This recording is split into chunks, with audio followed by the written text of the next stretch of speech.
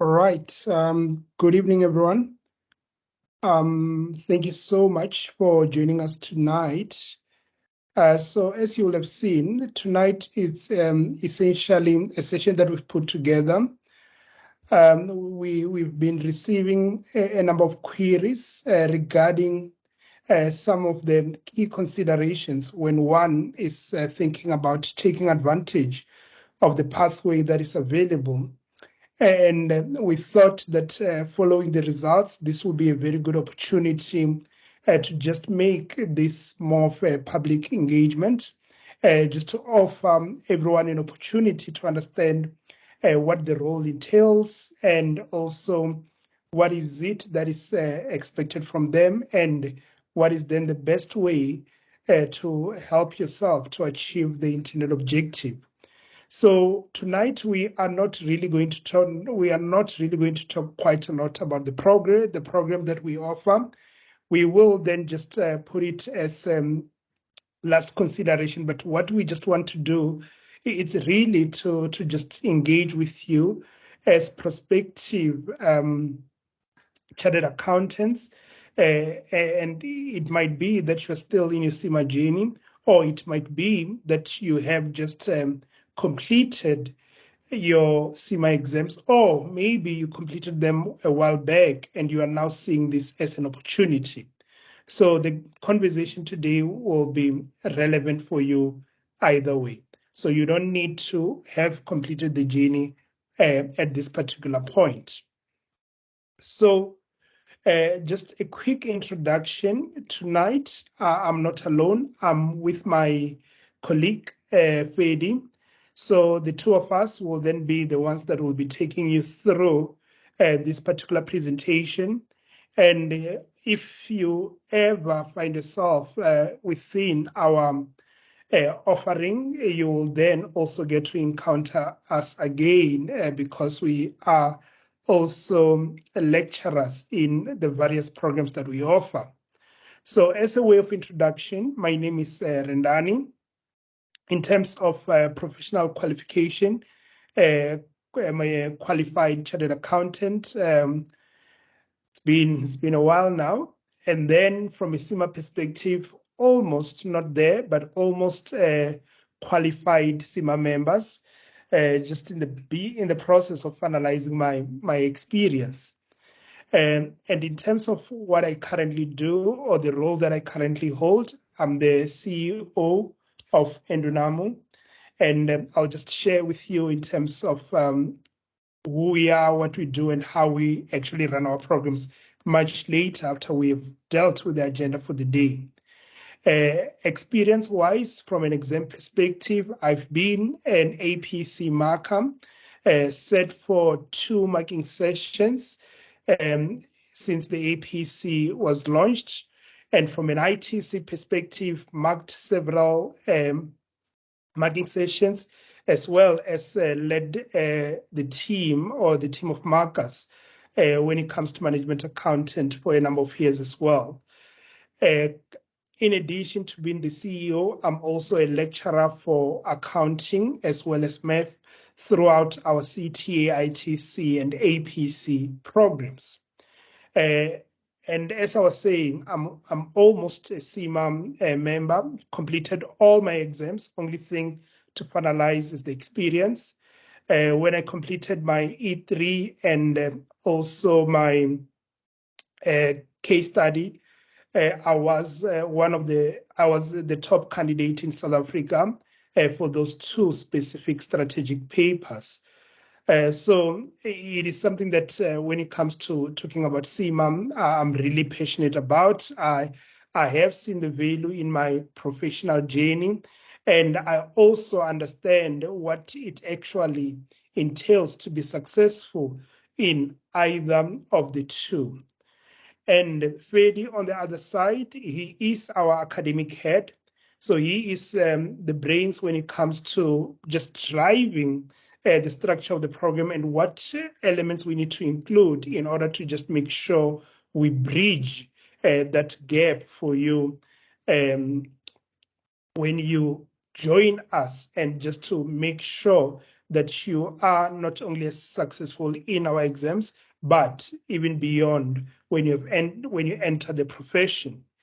In terms of his experience, he has been an APC marker as well, but more importantly, before we got accredited to deliver and offer the APC professional program, he was the independent reviewer for the APC, which meant that before candidates set for the paper, he will then be the one who reviews from a quality perspective and then engage with the APC exam committee just to share insights and understand some of the things that they need to do.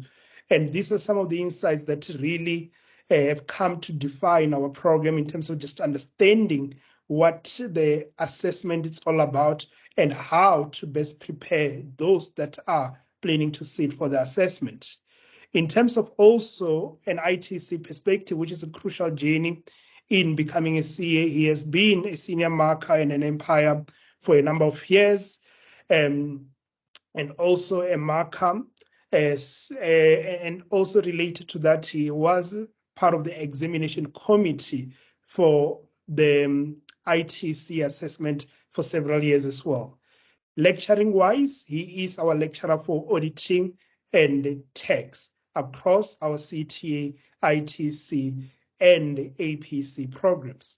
So the two of us will then be the ones that are taking you through the journey, and we really have said this time to just hear from you. So we will really appreciate that this be a two-way engagement rather than just us then just talking. We always understand there's always quite a lot of information to absorb about this journey, and just to understand what is it that is then expected of you. It'll be really good to just stop us and then engage. So as I'm presenting, you can either raise your hand or you can drop a chat, and either myself or Fedi will pick it up. As Fedi presents, then I will also do the same, pick up any chats that will come through, and you can also raise your hand and open your mic to engage. So that is then that will then be the expectation for tonight in terms of just those two-way engagements. And the agenda is quite short, as I was saying, that it is not a typical open day where we come and just unpack our program. But for us, this is really an information sharing session. And if you have any questions about what it means to be a CA, about what is expected of you in the APC professional program, this will then be your perfect opportunity to ask those questions. But the agenda is set out here. It is firstly to talk about what this session is all about, just to clarify that. So I've documented that. The number two is to introduce the APC to you so that you can understand, because one of the market perception, rather the misperception, is that the APC assessment is like the CIMA case study. And you will get to see after this session that the two are really a little bit of worlds apart. And this, again, I'm talking from the experience myself from having studied this case study as well as now being a lecturer in the APC program. So there are really fundamental difference about the two. The CIMA case study has evolved over the years in terms of what is expected of candidates, in terms of how the grading works, and the current structure is fundamentally different to the APC. So sometimes working with this perception to say that, oh no, the two are the same, that means I can just do a 3-month program or do a 3-month kind of crash course and just come and sit for the APC. It might be significantly misguided. And I'm hoping that thereafter, when Fedi has really unpacked what the APC is all about, you will then get to understand. So he will really start from the journey and just giving you a glimpse of how then the CA designation or professional or academic journey is designed, what the APC is all about, how is it structured, and what we have seen in the past 3 years or so. We have not touched on the 2023 because that one is still not publicly available in terms of the guidelines how the candidates did. So our engagements are going to be limited to what is publicly available, and that's up until December 2022. Then afterwards, then I'll come back and just say that, okay, now that one understand what the APC is all about, what does it mean from a suitable support? How does one think about a suitable support? In other words, what do you need in order to then be successful? Then we will finish off the session by just talking about those offerings that we have as an organization that you can consider. And therefore, you can be able to better incorporate them in your planning. So that is our agenda. But as I said, because it's a two-way engagement, I'd like to understand if there was something that you came here expecting that maybe I have not I highlighted as something that we're going to discuss, and you'll want us to at least touch on before we close. Anything from your side, please? Can I hear from you?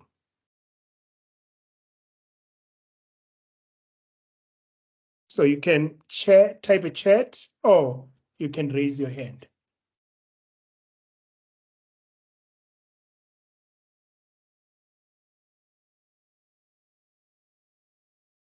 Anything? So just to confirm, you can, yeah, okay, Dineo, please. Good evening. Good evening, everyone. I guess from my side, it's just the success rate, especially for people that have registered with you guys when they go write the APC exam. How does that look like? I think from my side, it will give me a sense of how doable this is. Okay, and that's something that we're gonna talk about in terms of the doability when we get to suitable support. But the other question, I think it's a quick one, because you'll remember that this new pathway was introduced in June 2022.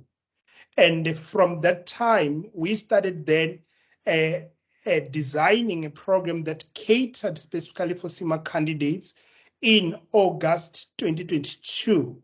And those are the ones that then set for the very first time in the December 2023. So in terms of the success, we are sitting here and hoping for the best for the candidates that were with us in the program and got to then sit for the APC December 2023. So crossing our fingers that they all do well. So that's number one. Then what then Feli will then do, it will just give you a glimpse and also just to understand the background of this information session in terms of what we saw with the candidates that came into our program and were therefore unsuccessful in our program and could not sit for the APC.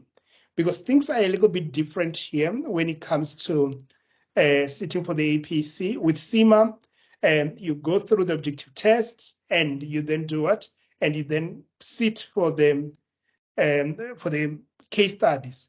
But here, the professional program, you can think of it as like the objective test, which means that if you don't succeed in a professional program, you don't get to write the APC assessment. So Freddie will then tell you a little bit more about the experience that we had with our CIMA candidates. And then when I talk through the suitable support, it is then coming from those insights and just the feedback that we got from our candidates that are in this program. So that's number one. Then There was another hand. So are you clear, Dineo, just before I move on? Yes, all clear. Thank you so much, Rendani. Just one more Sure. thing, Yeah. which I was, yeah, I didn't know about it. Are you saying Yeah. that if I do join, which I have joined already, but it is Okay. a requirement that I need to pass the exams that you would have in order for me to write the APC in November? 100%. Yes. All right. Yes. That's No, correct. thank you. Yeah. Thank you. Sure. All right. So Nene, I saw your hand is down now. Is that all sorted? No, Uh, okay. I can quickly ask. Mhm.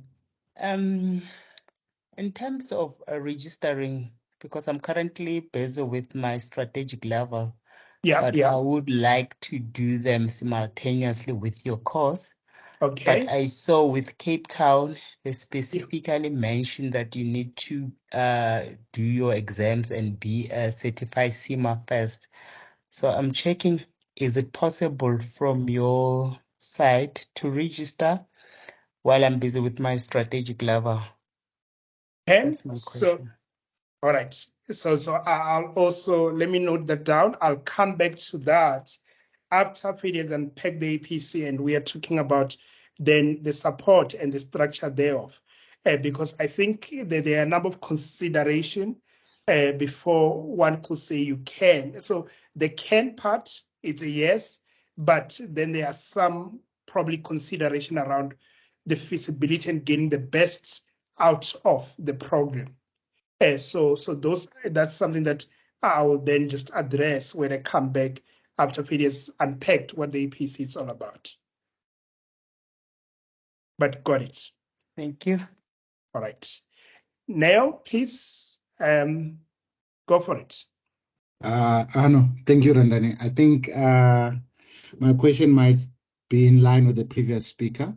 Okay, okay. For someone that was almost CGMA, where you are still Yeah, busy with your PER, yeah, yeah. and yes, so Okay. in that regard, do I then continue with my APT in the meantime, while as I'm doing my practical experience and getting the full designation before I could go right for APC? Because I'm not sure. I think during the agenda, you let us know when the APT will be starting, and then one could then be possible. Is it potentially possible to register while you're still doing your PER before you get your designation? Well, so got it. But just to one point of correction. So remember, APT, it's our friendly competitor. So we are EPC. So the program is APC professional program. So our program is EPC and our friendly competitor is APT. So just to clarify that Fair enough. terminology. Sure. Thank you. All right. So yeah. So thank you so much. But I've noted those questions. So we'll definitely come back to that. So just to really that unpack then the papers for us. So what we want you to do after this session, it's really to understand what the journey will expect from you. Because sometimes I find that the biggest frustration, the biggest concern is that one think that the journey is something. When they come in, they then find that it's entirely different to their expectation. And the adjustment in itself takes time and sometimes could limit one's success. So I'm hoping that after tonight, you'll then really get to understand when we say APC and how is it different from CIMA, you are clear from that. Then what then the benefit will then that be is that you are then able to understand the kind of support, because the support, and as we unpack it it later on, you'll get to understand that it's not a blanket support. And that's why we've got engagements like this. And that's why even internally, you'll then see that you have even a separate community group, which we just say is for CIMA candidates, because we want to just support you specifically. And even with the CIMA professionals, we are getting to understand that there are specific considerations that are applicable to them that were previously not applicable to our traditional courts. So we will then just talk about, therefore, now that you understand what it's all about and what you are expected to do and to commit to, what kind of support will you need? And after you've understood what kind of support, we'll then share what is then available from us. And also having this, it will then help you to plan your studies. So as I said, this is not something like what you can do in a relatively quick and short period of time in terms of you are saying that it's 3 months you are ready. So no, this one does require a bit of investment. And once you understand that, you'll then understand how you need to plan for your studies, especially taking into account that most of you, we are finding that you are either senior or you are already at very demanding roles. So how do you then cater for all those things and be able to join a program and become a success? So those are some of the things that we just want to do, because we are coming to understand that the needs of the CIMA professionals are very different. And from our side, we are putting appropriate structures to make sure you're well supported. Okay, so that is from my side what I just want you to be able to answer. So before we close, I'll come back here to say, do you understand what is expected of you? Do you understand of starting to think about what kind of support you're going to need? And do you understand how our program is therefore being structured in order to deliver that support to you so that you can plan better your studies? Okay, but let me hand it over to Fadi, who will then just unpack the APC assessment as well as just the traditional CA academic route.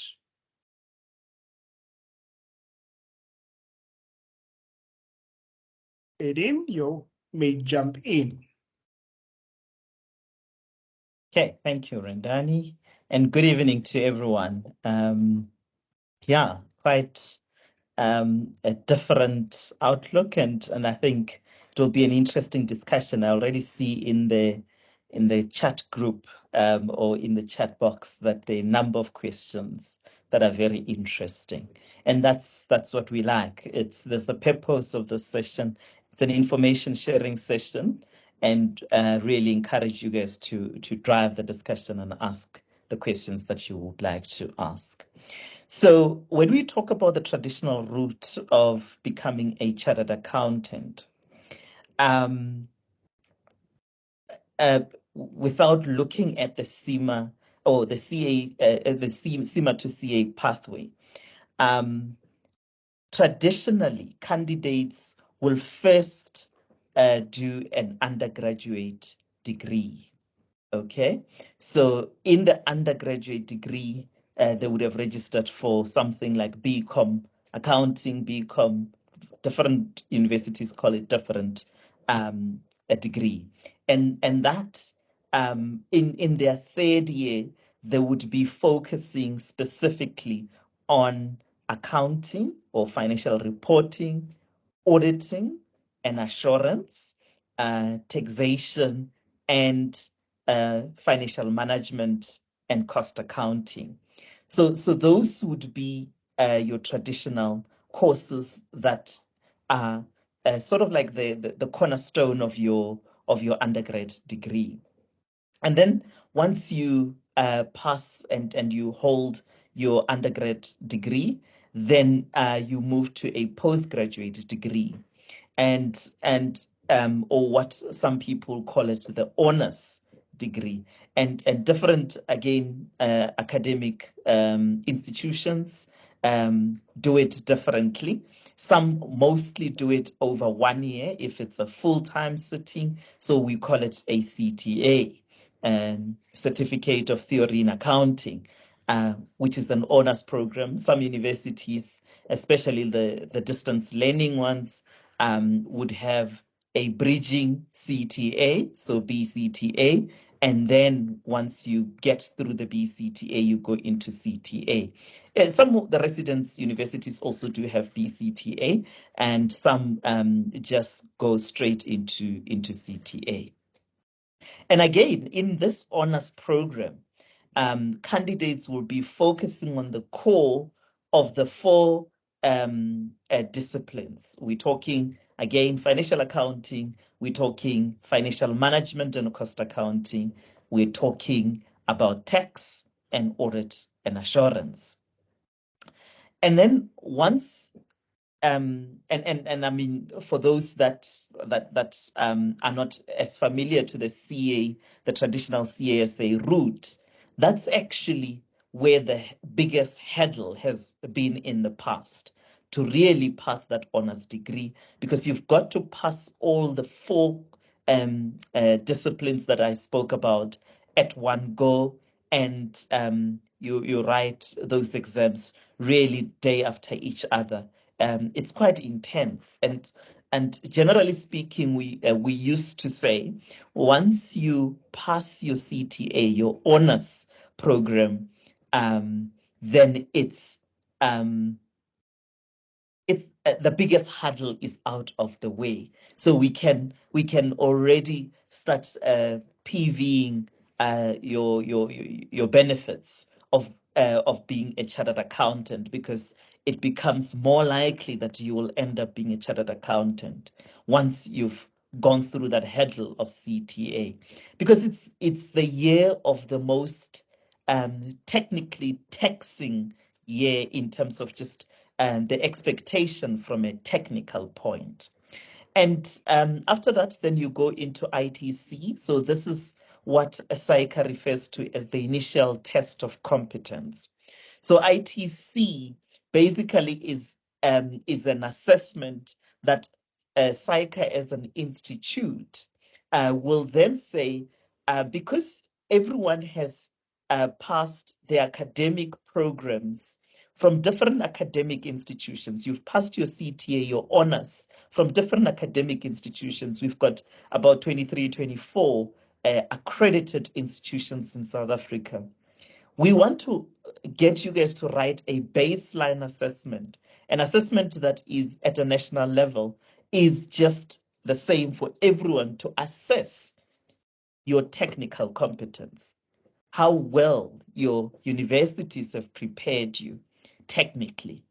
It's a very technical assessment, and once you pass it again, and hence I say, once you pass CTA, more likely that you are ready for ITC, and you will not get shocked about ITC. Even if you fail, you'll know more likely where you went wrong or what technical areas you need to really work hard at to make sure you increases your success chances in the next ITC assessments.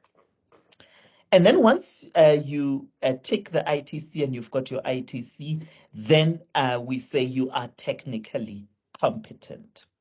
So you are you've demonstrated to your university, you've demonstrated to CIMA2CA that you are technically astute. So then the next point becomes, right, register with a training office. Register with a training office where you're going to then, in your training office, I'm talking an employer here, where you register for a training contract for 3 years. And in that training office, you're going to now develop your professional skills. You need to now show us that you are, you can also develop or get your employer to help you develop your professionalism, so that you are now a well-rounded professional that can be ready for entry into the CASA profession. So that is a 36 months training environment.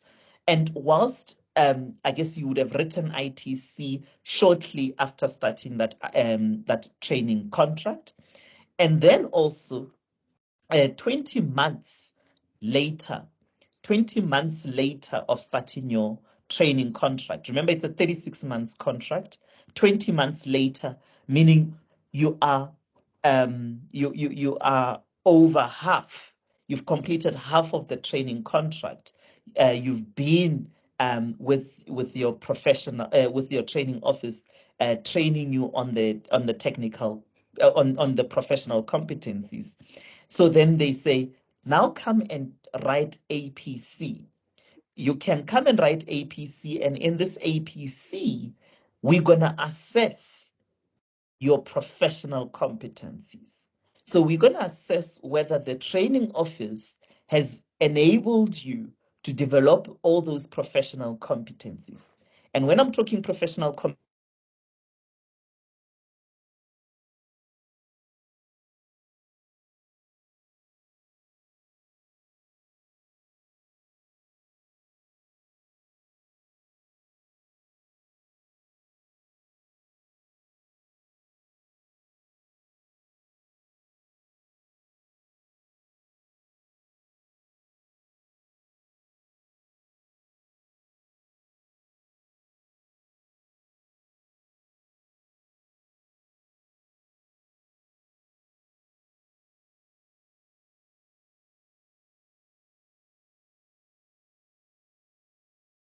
Ready?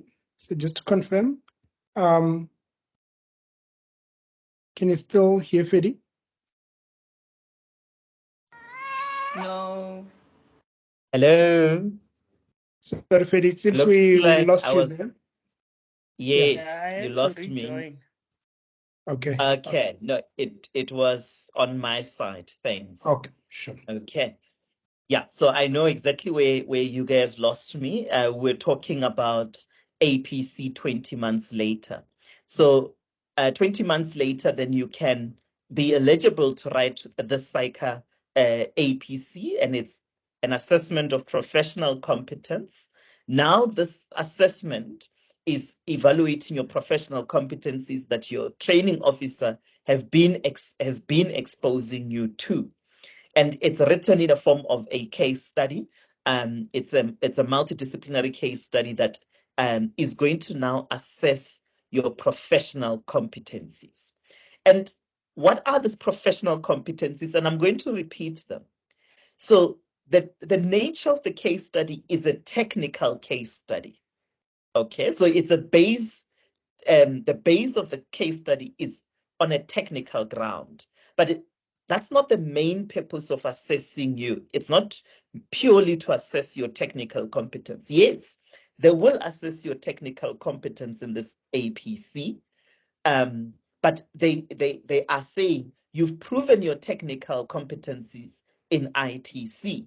So this technical assessment is not going to be so strong as it was in ITC, but there will be an assessment of technical competence to just continue evaluating that technical base.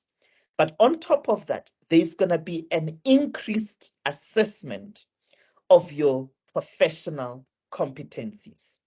These are your pervasive skills. What am I talking about now? They're going to be assessing your professional values and attitudes. So your ethical leadership, how ethical are you? Because if you're going to be a CA, you've got to be as ethical as possible.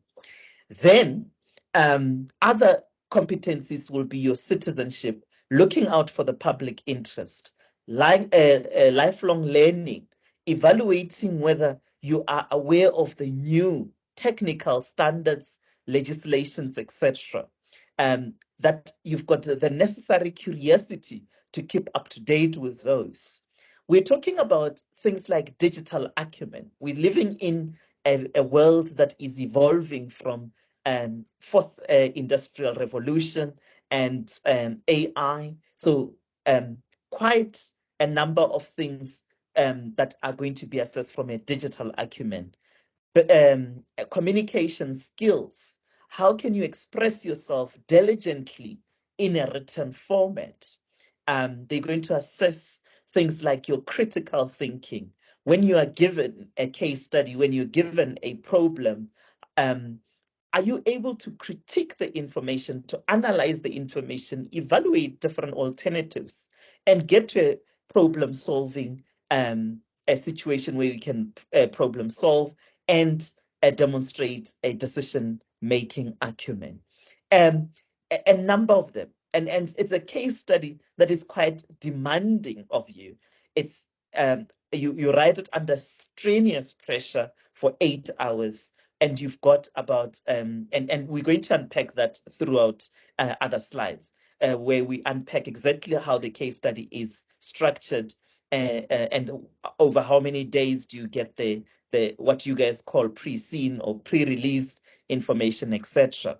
So the extent of that pressure enables you to demonstrate your emotional resilience as well. So those are some of the professional competencies that we're evaluating.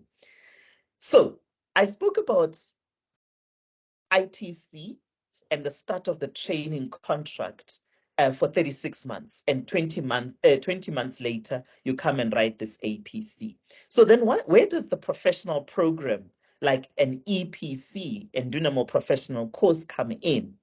So after the first 12 months, then EPC comes in to say, well, you are going through your training contract, and your training office is helping you to expose you to all these professional competencies. But us as EPC, let's refine them and just make sure that you are definitely aware of them, and we are developing them. We are showing you how they get demonstrated. We are showing you how CICA is going to assess you. And as an accredited professional provider by CICA, then we issue you with a certificate that enables you to go and register for the CICA APC. So you can't go and write the CICA APC before you go through this professional program for about 8 months or so, and then we issue you with a certificate. And the certificate is actually saying you are ready for entry into the profession. As EPC, we declare you that, and CICA can do the last assessment of you. Again, at a national level, because we currently have 4 professional program providers, then the APC will be the full national exam that is written. Then once you get through APC, then you are, and you complete those 36 months. Remember, you would have been at the 20th month. Probably the result will be released by the time you get to about 26 months or so, and then finish the rest of the 10 months, and then you get your designation as a chartered accountant. Renani, I think that's what you wanted me to unpack. And I think whilst I've done that, yes, you can go to the next slide, Rendani. Whilst doing that, I've actually indicated to you this professional competencies.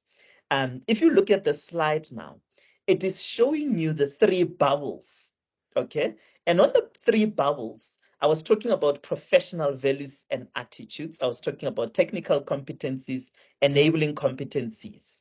So again, just to, I guess, recap, under the traditional route, once you've gone through ITC, you would have demonstrated the purple bubble, which is technical competencies, your tax, your audit, your financial accounting, and your financial management and cost accounting. Then your training officer, together with EPC, will develop your professional values and attitudes. That is where then we're talking about ethical leadership, we're talking about long life learning and continuous professional development, and we're talking about citizenship. And then that's the blue bubble. And then we also, the training officer together with EPC, expose you to enabling competencies. Here I'm talking about the digital acumen, the communication skills, emotional resilience, your critical thinking, your business acumen, and a whole lot, planning and organizing, etc. And then we also, if you look, you will see a triangle in the middle to say, how do we integrate all the skills and demonstrate them in a written format in response to a multidisciplinary case study. And that's where we come in to bring everything together for 8 months. Push to the next slide, I think, Rendani. All right, but maybe before then we get here to the multidisciplinary case study, is there any question? Is there, I see, Rendani, you've been answering some questions. You also guide me whether we should take some hands or I should keep going, and all the questions in the chat box are being attended to. Yes, the questions are being attended to. So I think the one that I'm sure you'll also touch on is just around the technical content of the APC. So that was one of the questions that came out to say, like in those three bubbles, like can one say it's 80% technical, 20% professional skills, 20% attitudes? So that is, if you can touch on that maybe before you finish, yeah. Cool, thank you, Rendani. I will do when I'm unpacking this slide. So, guys, this APC assessment is a multidisciplinary case study. So what am I talking about when I'm saying a multidisciplinary case study? So it's a case study that will bring all those professional competencies together. So the technical, the professional, values and attitudes, and the enabling competencies. And Renani, the question around what is the ratio? Okay. So I won't be able to directly put a ratio without giving context as to how this assessment works, because everything, you will get to see that everything is interrelated. I think the bottom line is it's on a foundation of a technical case study. Okay, what do I mean by that? Okay, so this case study, and I'm going to unpack it a little bit when I'm sitting on the slide. And I'm going to start with that blue, the first one where we talk multidisciplinary case study. Here we're talking about a case study that will be about, on average, 30 pages. Okay, I'm just putting an average number out there. So this 30-page document, you generally are going to receive a 15-page document. Half of it will be received on a Friday morning. And that's what we call a pre-released information. Okay? So you've got the Friday to work through that case study, that half of the case study. So that is actually just going to unpack the company that you are working for. You're going to be given a role and tell you about what the business does, their business model, their origins, why they came up with the idea, the risks that they are faced with, how they're managing the risk in some instances, and some of the financial information around the business. But over and above that, there will be requests for you to work through certain, call it material or research, for you to go and research about particular things.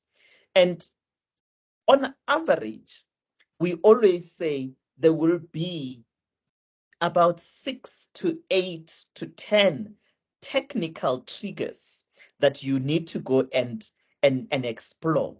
I mean, if you are from a traditional CA route, I guess most of those technical triggers would be things that you've experienced before in an ITC environment and in your undergrad and postgrad.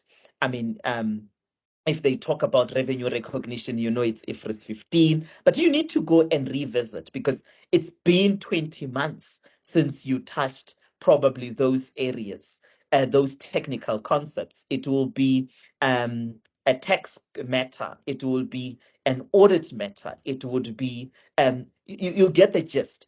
And we always say the technical concepts needs to be triggered and needs to be strongly triggered, so that candidates know exactly where to go and refresh their knowledge on.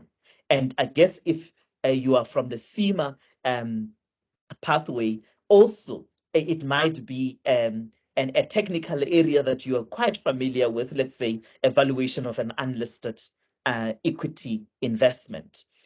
If you are in that space, for instance, it will be a technical area that you are quite clued up, and you need to go refresh and do not undermine the extent of having to refresh.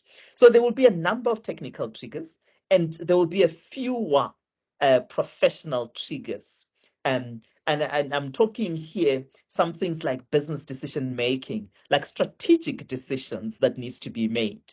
There will be some triggers around those as well, but it's not a lot. So you can see that the reason why I'm saying it's built on a very big technical foundation base. Okay, so technical is quite hefty to deal with that 15-pager. But remember, and this is what you need to remember, on the day, they're not going to focus purely on the technical, because the professional values, the enabling competencies are some things that are going to be assessed on the go. Okay, it's not something that they have to tell you, be ready to be emotionally resilient, or be ready to know how to respond perfectly in a written format, or be ready to critically think. I mean, that's something that needs to be embedded in you throughout your professionalism, throughout building your professionalism. So that's the pre-released information. Then that's on the Friday morning, and you work through those for 5 good days. So 5 days being Friday, Saturday, Sunday, Monday, Tuesday. And then Tuesday you must be done. Wednesday morning, then you walk into the venue where you are going to be assessed for 8 hours. And that's where you get given the other 15 pages of the case study, the remaining 15 pages of the case study, which is what we call the information on the day now. Information on the day, IOD. And this information on the day will then take each of those triggers and evolve them, meaning give you additional information about each of them and what they need you to assist with, meaning what do you need to respond to. So that is quite important to know now that most of those tasks, again, will be technically demanding tasks, but embedded in them is to demonstrate those professional values now, those professional and attitudes and those enabling competencies.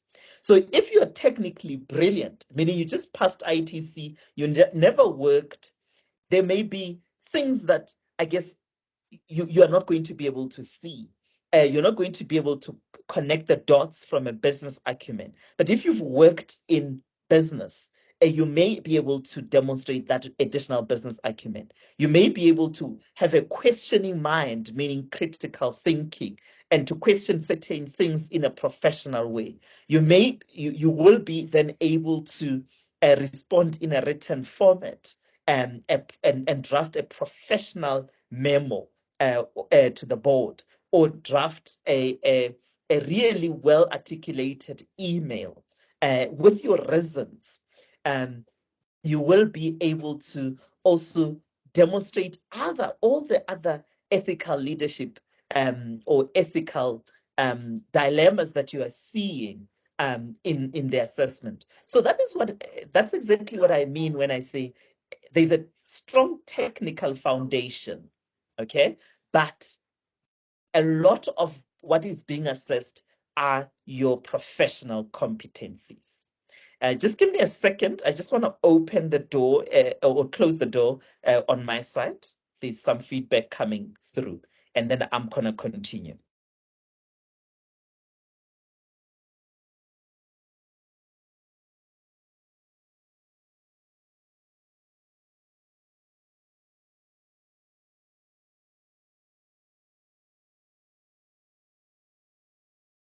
Okay, thank you so much.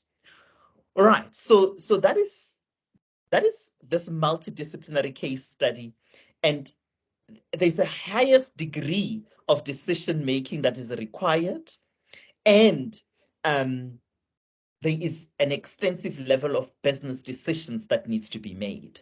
So, and you know, like Randani is going to unpack this for you in terms of the level of support. I guess one thing that CIMA candidates would come with is an extensive level of business decision making and business acumen. But on top of that is to build and rebuild that technical foundation, because without in any case, without the other, you are not able to integrate everything. Okay, so the other part that you see on the screen is the assessment of professional competence. When we're assessing you on this professional competency, we look at all of the competencies that I've spoken about. We look at your technical, we look at your enabling competencies and professional values, and we want to see all of those coming through, not one and the others not being demonstrated. Otherwise, you are not at a level that is required by CICA, being you are suitable for entry level into the CASA profession. Okay, Renani, that's what I needed to unpack. Not sure if there's any other question, guys, that I need to unpack from the traditional route perspective. Yeah, maybe just a comment from my side and just a little bit more color on that question. So from a CIMA perspective, so what happens is all those professional skills and technical competencies that you've mentioned, the guideline from CIMA syllabus is that it will then say in a case study, there will be 30% business acumen, 10% digital acumen, and so much of the other elements. So I think, yeah, for someone coming from that kind of environment, I think I believe you will have then just clarified for them that here there is no such. Here there is no that, as you put it, that this task require you to demonstrate your emotional resilience. This task require you to demonstrate your business acumen, but it could be something that is underlying all the tasks that are there. Technical, as you said, is the foundation. But from a CIMA perspective, you can find task A, then just focusing on business acumen and digital acumen. Then part B, focusing on ESG and finance strategy. So that is something that it's very different about the two case studies, and therefore one, it needs to be able to think about it differently from that perspective. So yeah, Thanks, that's just a comment. Sure. Yes, and I can see those questions coming through around what is the percentage of technical competence. Yeah. Yes, this is exactly what I was talking about. Where I was talking about half of the case study coming through on the Friday morning, being the pre-seen or pre-released information, and then the remaining half coming on the Wednesday. So 5 days later, meaning on day number 6, then you've got the information on the day. And this is what now is going to give you additional information about each of the tasks, and also what they're expecting you to do. And this expectation of what you need to do gets also re-summarized in what we call the task list, which is a one-pager. And then now, there you've got 8 hours to respond to the given tasks. You've got 8 hours. And the tasks could be 7 to 9 tasks. And when we're talking about the 7 to 9 tasks, guys, and this is where I guess if you are now on the CA route and you are attempting APC, we always say, then you need to change the mindset. Is no longer questions. It's not, you can't say you've got 7 to 9 questions and you've got question number 1. No. It doesn't work like that. It's tasks. It's and the best way to think about it is to think about getting an email at work and your superior asking you to perform a particular task. Okay, the task could be ranging from anything such as, I'm going to give 3 examples. Number 1, prepare a memo to the board where we unpack the accounting treatment of a particular transaction or a particular product that we are launching, something like that. So you can tell that is a technical accounting task. It could be something such as reviewing a valuation that was performed by one of the valuation experts within the organization. Reason being, we want to invest or disinvest in a particular investment product. So evaluation has been performed. Review it and let us know if the valuation is appropriate. Again, there you're going to evaluate the appropriateness of the approach that has been taken, the valuation inputs, the methodology, the data that is in, whether it's reasonable, etc. It could be a situation where there is an internal audit report that has come through with some recommendations, and you need to come up with internal controls that will sort out or resolve those findings from recurring and exposing that business to those business risks that the internal controls needs to mitigate. So it could be any of that, and you can tell that those tasks are not like questions that are just you can just respond to with a paragraph and leave it. You've got to really engage with what you are being given on that day and critique it and use your business acumen, use your research knowledge about the industry and about the technical matter that you are exploring. And then you submit your attempt. And then once you've submitted your attempt, guys, then I guess it has demonstrated that you were able to complete the task also within 8 the tasks within 8 hours, meaning a key evaluation, a competency that we are evaluating also is managing your time. If there was, let's say, 8 tasks in that case study, and you responded very well to the 7, but the 8th one, you didn't have time to even attempt it. That on its own demonstrates to us that you cannot manage your time effectively. So based on that, then you cannot be ready for an entry into this profession, because irrespective of how well you've done on the 7, you need to have allocated your time fairly across all 8 tasks and given them your all.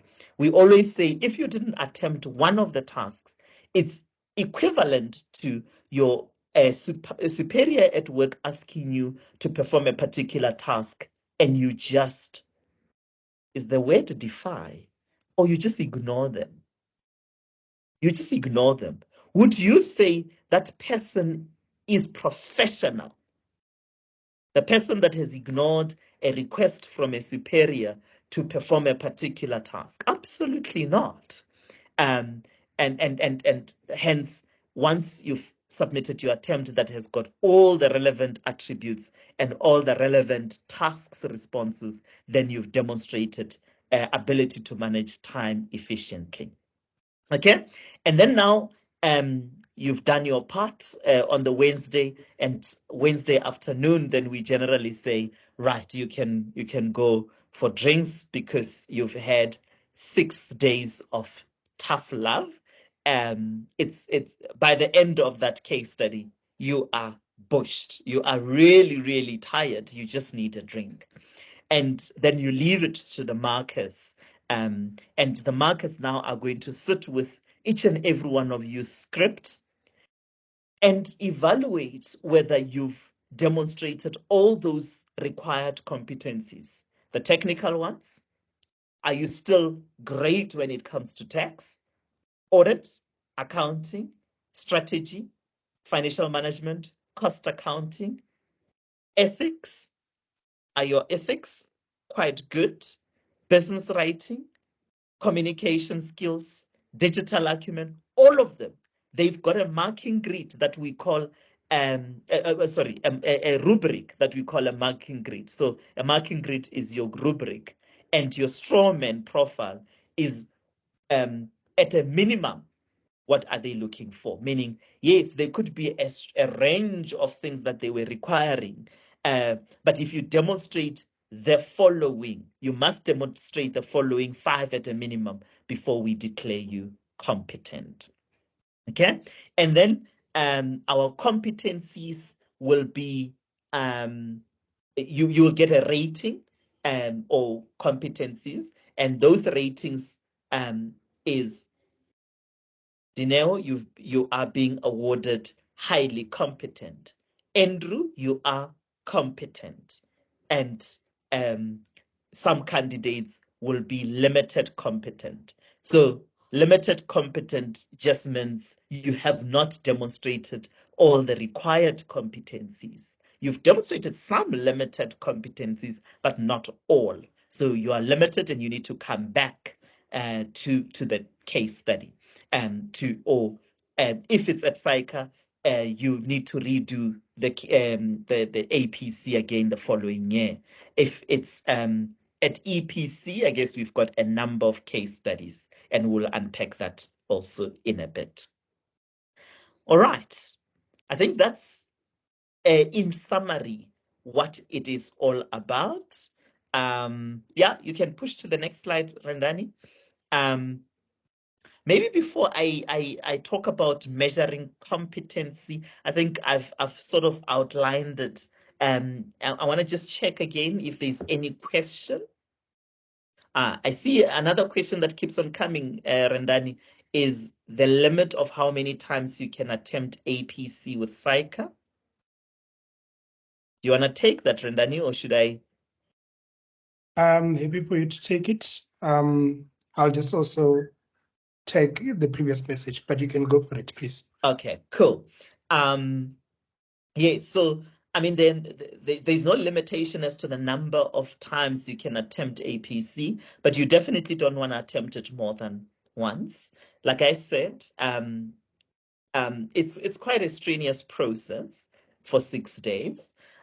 So when you want to do it, you want to do it well. But I think other parts that are quite important, and I think Rendani has already responded to in the chat box, is that once you get the EPC certificate or any other professional program provider certificate, it enables you to write CICA APC over 3 years, meaning you can write CICA. If you get EPC certificate in 2024, you can write your CICA APC 2024. If you don't make it, that certificate enables you to write CICA APC 2025 and 2026 without having to return and redo the professional program with us. But like, I mean, if you did not make it at CICA after we certified that you are ready, definitely it means there are some gaps that still need to be resolved. And that's why we in any way, even though you don't need the certificate in that 2025 year, we encourage candidates to come back at a discount as well, to come back, and so that we can close those gaps, so that the second attempt we've closed the gap, so that you don't just reattempt and reattempt without closing the gaps, because then you might remain not successful for quite a number of times. Okay, So I spoke about the fact that then when the markers are marking, they are essentially evaluating your competence or measuring your competence and saying, did you demonstrate all these competencies that at a minimum we're requiring them to? So they're going to sit with you, the marking grid, the rubric, and they're going to sit with your script. And then read your script. And if they are seeing something that is demonstrating critical think, let's say in this case, we are seeing Lungisile has questioned a particular conclusion that management has made.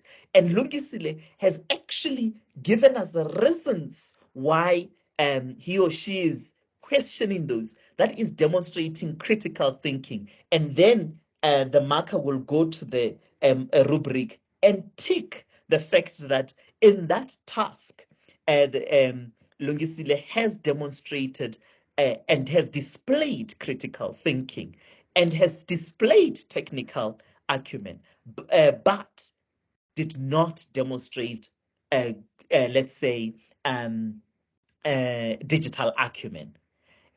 So you see that assessment happens at an indicator level, but then now at the end, then the marker would also sit back and say, okay, I now have the completed rubric. I can see that Lungisile has demonstrated 5 of all the 10 competencies that were being evaluated.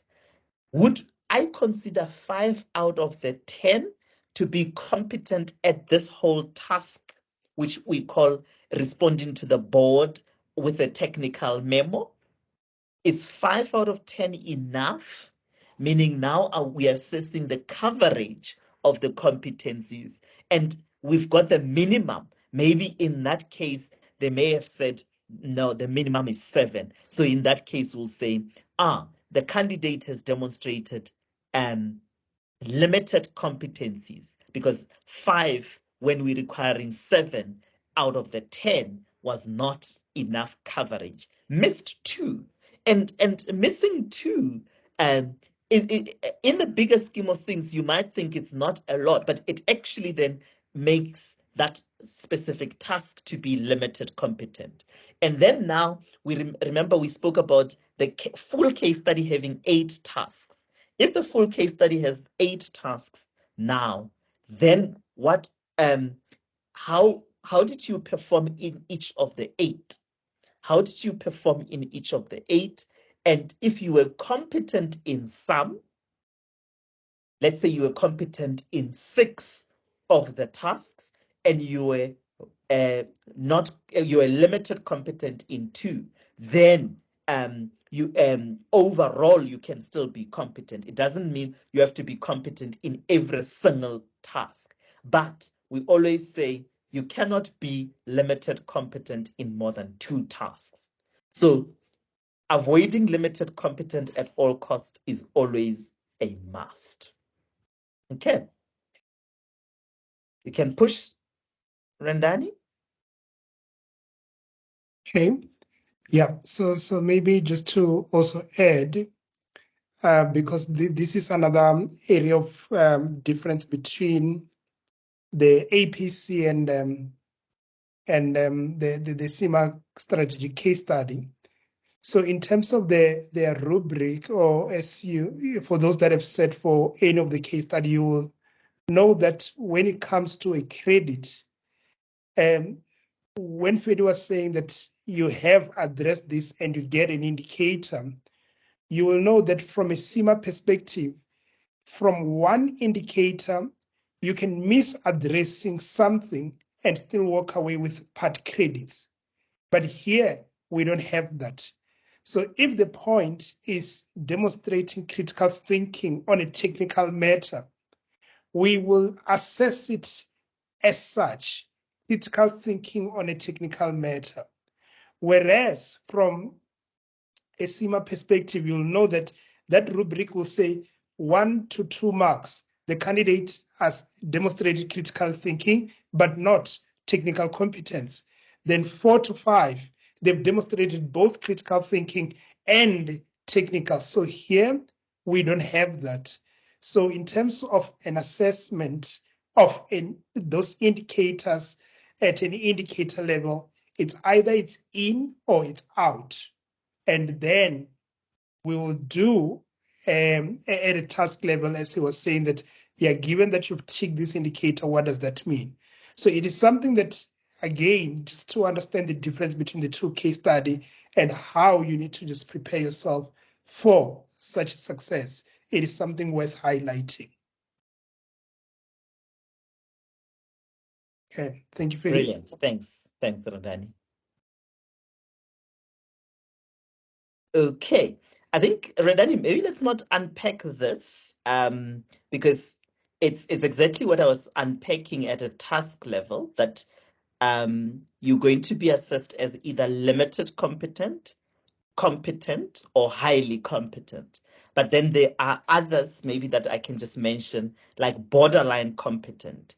Borderline is it's exactly that. Maybe that 5 out of the 10 may be regarded as borderline, but maybe not, because if I say at a minimum they were expecting 7, maybe 6, someone sitting on 6, we could consider them borderline. So we park them on borderline so that on an overall we can see that they were closer to a competent rather than far off. Because if you think about a limited competent, a candidate that has displayed 1 out of the 10 competencies in a task versus a candidate that has displayed 5 out of the 10, or a candidate that has displayed 6 out of the 10, all of them are limited competent, but because a competent needs 7.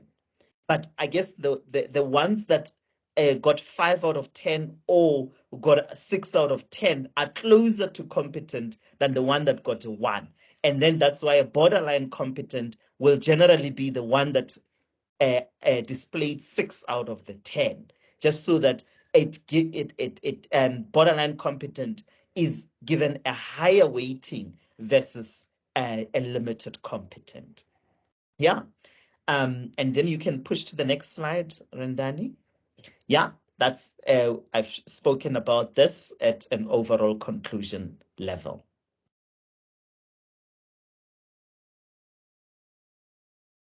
Cool. Then technical content of the past APC. That's the one you wanted to look at, Rendani? Sure. Cool. All right. Yeah. So I think this is really then just to unpack what Fede was just saying in terms of the technical being the base, and also the typical tasks that one gets to see, and even more the competencies that we've been assessed in those specific tasks. And as you can see, that in this particular CIMA2CA EPC, being the December 2022, there were 7 tasks. And you can see each of these 7 tasks have got a technical base. Like task A had an accounting technical base. Task B has an accounting and tax technical base. So that means that in addition to just assessing your technical competence, they are also assessing your integrated thinking skills.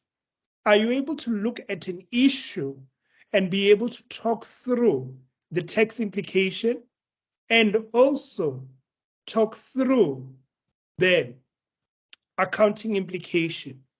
And here it's even more interesting, because the case study in question represented, or almost represented, the likes of your Spar or Spare Corporation, Famous Brands, and so on. So casual dining restaurant. And one of the things about them is that they've got these customer loyalty schemes. And I'm sure some of you, you might as well have those like spare family card, and so on. And you will then know that when you spend, they will tell you if you spend 1,000, you get 50 Rand off from your next restaurant visit. So now, have you ever thought about actually when we go into the books, what happens? How do they then account for the fact that they're giving you 50 Rand on your next purchase? At what point do they need to account for it? Do they account for it when you buy now or when you come next time? And what happens if it expires and so on? So those were some of the things that the candidate needed to think about in terms of how will then SARS be thinking about such a transaction when they tax you. And when we talk about SARS, we are talking about the VAT implication, value-added tax implication. We are talking about the income tax implication.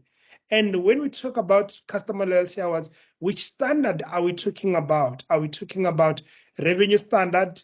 Are we talking about any specific standard? So that's why we are saying that there is quite a significant technical base that the APC requires in order for you to be able to do it, for you to be able to master that. And that is just task B.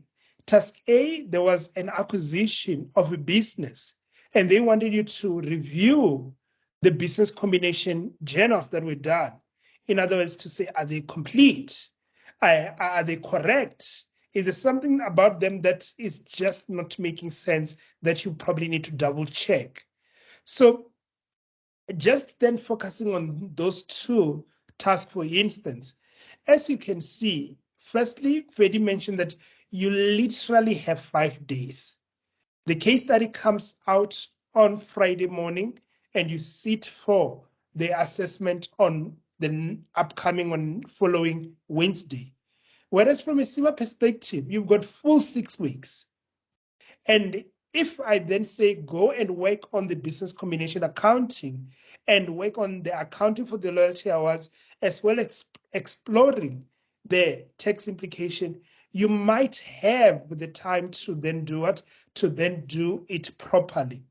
However, if you don't have a technical base, trying to climb that mountain in 5 days can be quite tricky.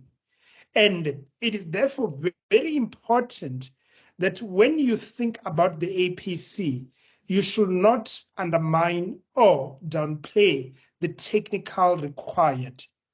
And even more importantly, one of the things that Freddy maybe should have mentioned what happens in that 5 days. In that 5 days, you don't talk to us. You are not allowed to engage any CA, not just us as a professional program provider, but also CA. You can't consult your, say, senior management. You can't consult, you need to only and are limited to consulting with other candidates and any other material that is publicly available. So it is very, very, very important that by the time you sit, you have at least, you don't need to have 100%, but you have at least a strong technical grounding, which will then help you to identify the technical triggers and understand the kind of work that needs to be done and be able to put in that work.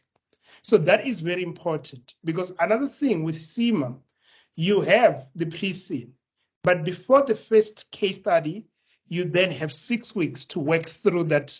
And you also have the tuition providers that then issue guidance, that also have some classes that can help. Then there's the BPP Kaplan that then issue those revision packs that you can use, as well as the analysis pack. But here you don't have that luxury. So you and your team, by the time you get here, you need to have that technical grounding. So that is a very important part. And I just wanted to highlight that because it is just the two accounting and tax tasks we are talking about. But in the rest of the case study, as you will see, there were auditing elements. which now require you to bring your internal control understanding, which will then be something that you will have touched on when you were looking at the performance pillar of your syllabus. Then MDMC and math, break-even analysis, as well as the assumptions thereof, it's something that you are more likely to be more comfortable with. So this will have been a very good case study to work through. Then there was another task where there was a marketing fund. As you can imagine, the franchisees, because as I said, this was a franchise, then they had the franchisee contributing that marketing fee, and the marketing fee is supposed to be, it goes into a marketing fund and it's used to then support the brand and all these things as one would typically expect in a franchise arrangement. But what was the issue here? There were some questionable transactions in there, and you needed to think about how will then have, what impact will this have from a tax and auditing perspective? Again, technical fundamental, because you could understand that, oh, I understand how a franchise works. I actually have a franchise, or I'm actually a CFO at a franchise organization. But this will now challenge you to say, but have you considered that if we are having this kind of transaction, that they will have this kind of impact on our what? On our tax obligation. So the technical content, it is significant. And I hope that this is what this is also highlighting to you. And if you just want to then say that I'm really curious about what is happening here. Earlier on, I shared what? I shared the link to our YouTube channel. So in the YouTube channel, we discussed this case study in quite a lot of detail. So you will then see what was the pre-scene material for it, what was the triggered, and you will then see what was the task that actually then got to materialize on the day. So if you are curious or you are still thinking about what could be your own technical gaps and therefore how much work might be for you, then it might be good to just have a look at one or two of those videos, and you'll then get to see the team unpack the different tasks.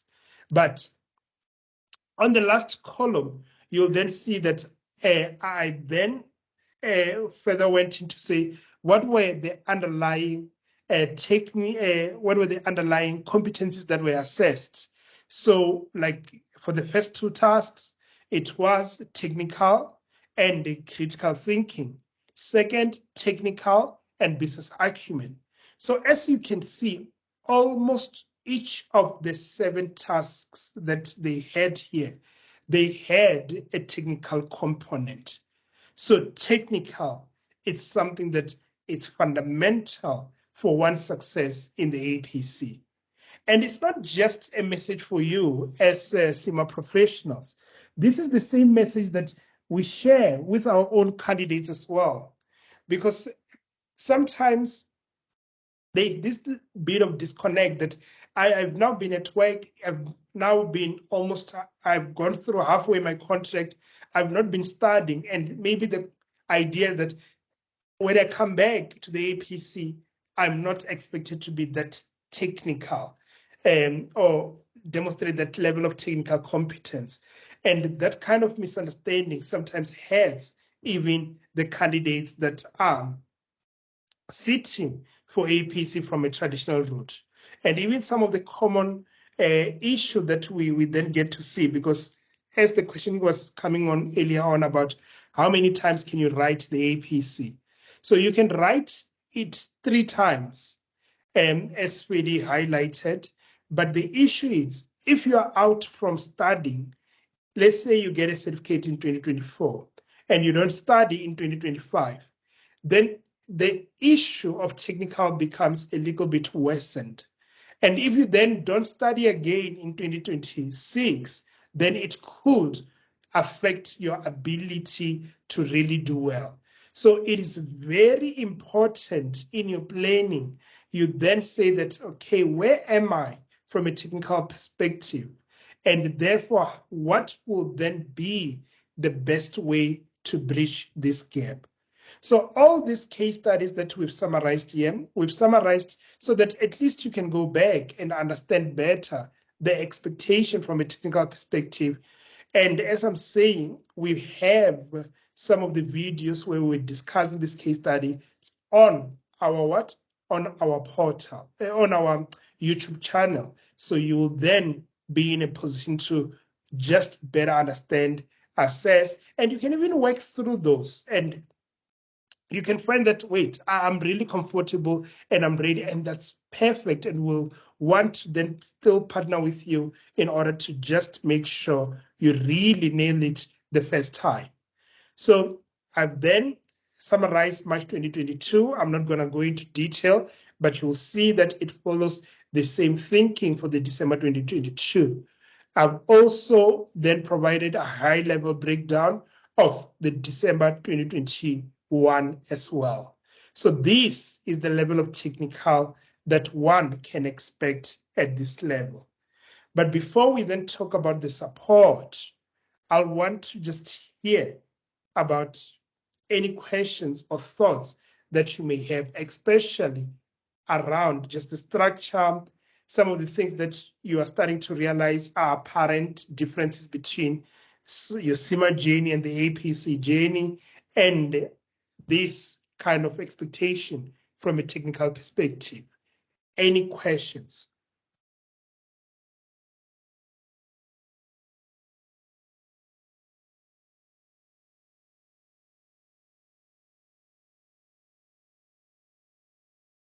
Hi, Rendani. Hi, Taneo? I guess from my side, just looking at the previous slide where Yeah. there was actually every task has a technical, what do you call this? There's Component, a technical competency that's being assessed. Yes. For a CIMA candidate, Yes. for example, if I look at tax and then audit, is things that let's just take tax. It's something that I haven't done in detail. Yes. And then I look at a CA candidate, someone who has done this probably from undergrad, postgrad, into a CTA.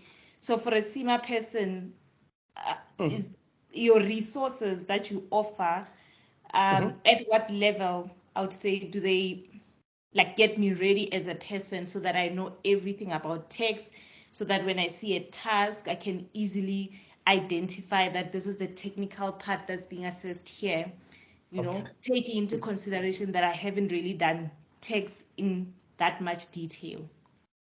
Got you. Got you. Yeah, I'll certainly address that. Got you. Thank you. Anything else?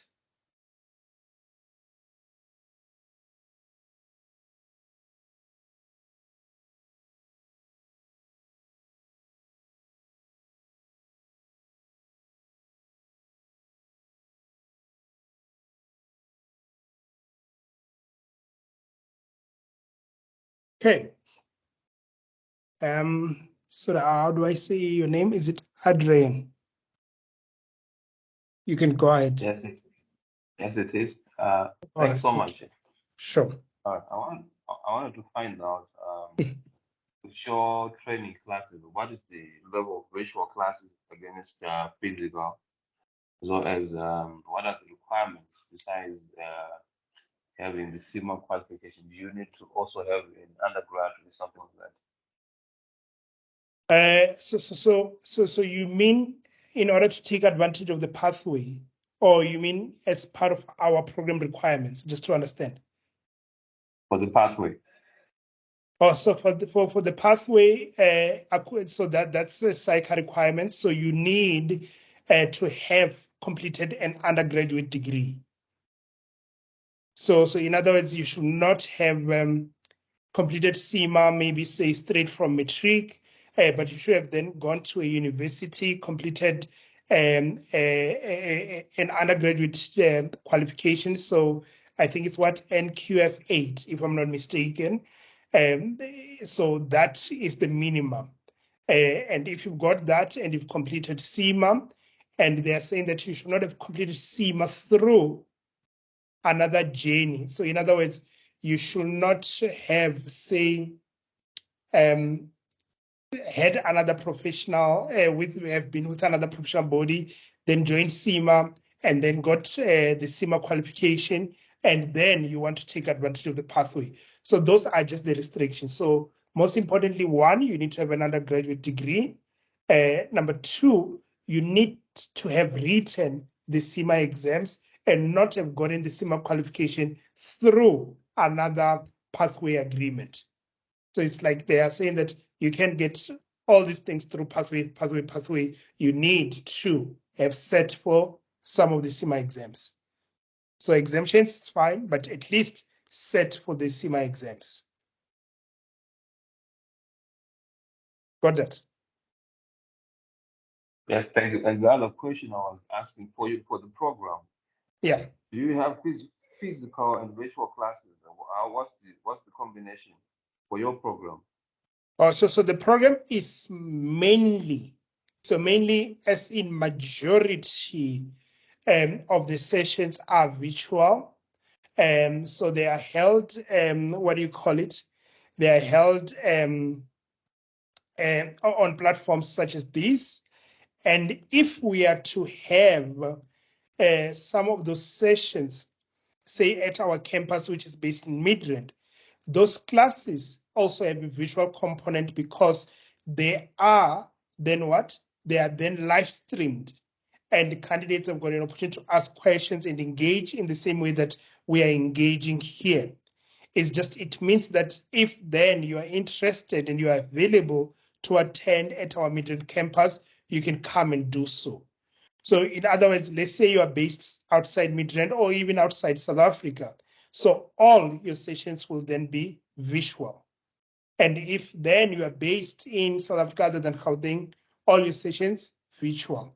If you are then based in Gauteng and we have some of the classes on a face-to-face basis, you can opt to come to our venue and then attend the class there, which is always quite nice because you get to meet some of the candidates, especially around forming groups that I was talking about when you are preparing for the APC. You can get to see who are the best people and whether you'll then be able to work with them and so on. You can get to meet some of our lecturers and so on. So that will then just be a value add, but all the sessions will then be virtually provided. All the sessions are recorded and they are then provided on your online portal, and you can be able to access them at any time throughout the program. All right, thank you. All right, great. Thank you. So let's talk about the support. So for us, before we talk about what the support looks like, it's important for one, because as I was saying, we've come to understand that our program and our candidates, we cannot paint them in the same brush because of three primary factors. One is the academic background. Two, it is the professional background. And three, it is the flexibility. So what do I mean and how do you need to think about them? And that's why, as I was saying, it's quite important that if you got any specific needs, consideration, we are then available to then just book a consultation and just get to have that one-on-one.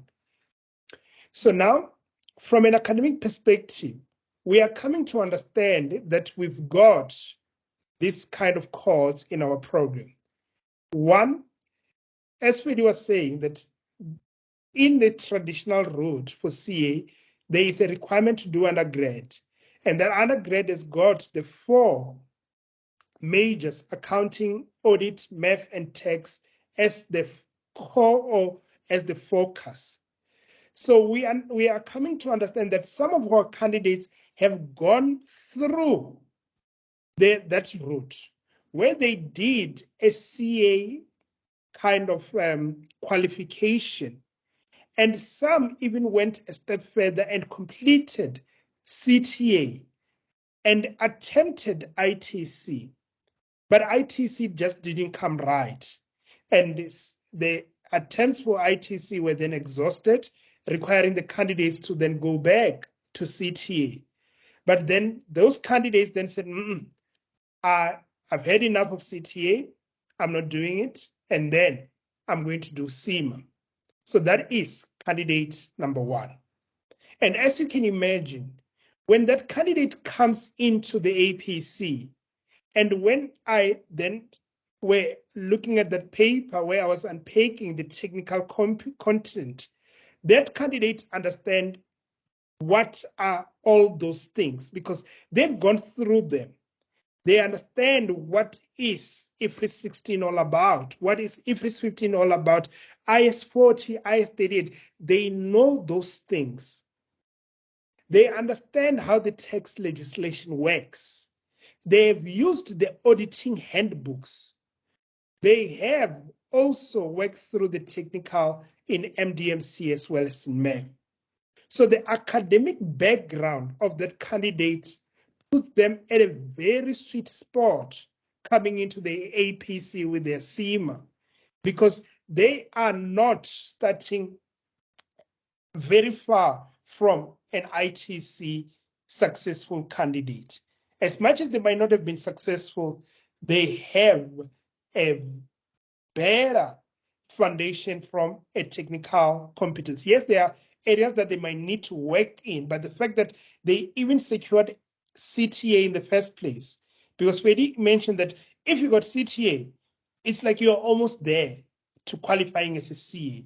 So that is the acknowledgement that we have for such candidates and that we are seeing. Then candidate number two did a BCom, and the BCom could have been BCom in accounting without CA stream, or it could have been with CA specialization, but they didn't go as far as doing CTA. So maybe they didn't get to use the handbooks, but they understand the technical expectation from a CA. So they also are at a better level.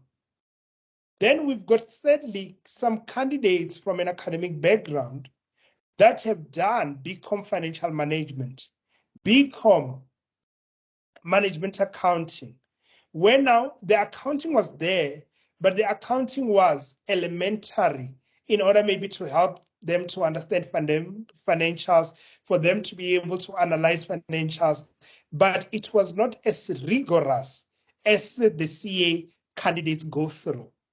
So that is the first consideration that we want you to be mindful of, to say that, where am I? Am I candidate number one who's got a BCom financial management, stroke management accounting or similar degree?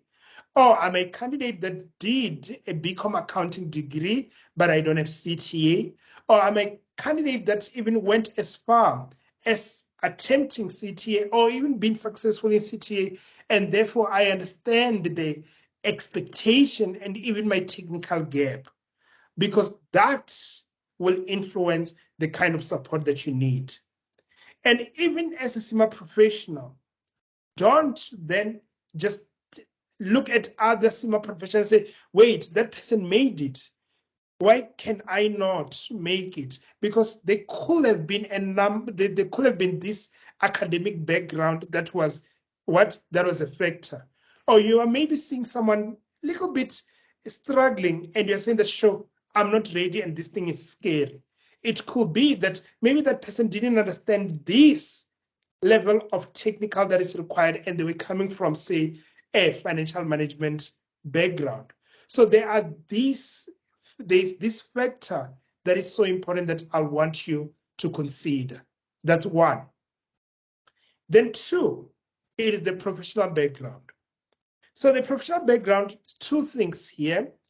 It is firstly, one, the length of the working experience, and two, the coverage or focus in your work experience.